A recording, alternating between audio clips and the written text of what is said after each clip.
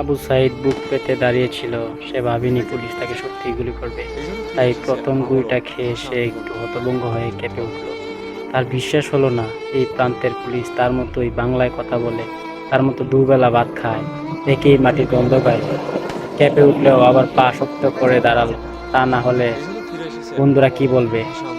একটা গুলির আঘাতে সে পড়ে গেছে, গায়ে শক্তি নেই। আড্ডায় বন্ধুদের গর্ব করে বলবে, দেখছিস তোরা কেমন বুক চিতিয়ে বাঘের মতো দাঁড়িয়েছিলাম। হুম। আবু সাইদ আবার কেঁপে উঠল, কারণ একটি গুলি ছোড়া হয়েছে। এই পর্যায়ে তার নিজের ধরে রাখতে কষ্ট হয়ে গেল। তবু সে প্রাণপণে চেষ্টা করতে লাগলো। তার রোগা পাতলা ভাঙ্গাল অপুষ্ট শরীর তীক্ষ্ণ কালি ছিল না। হঠাৎ মনে পড়ে গেল সে অজপাড়া গায়ে দরিদ্র ঘরের ছেলে, যার মাসের টিউশনির টাকা পাঠালে গরিব বাবা মায়ের খাবার জোটে।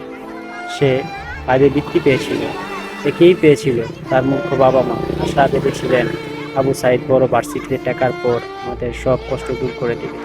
কোনটা শেষবার আদর করে কি বলেছিল সেটাও বোধহয় মনে করে পড়ে গেল।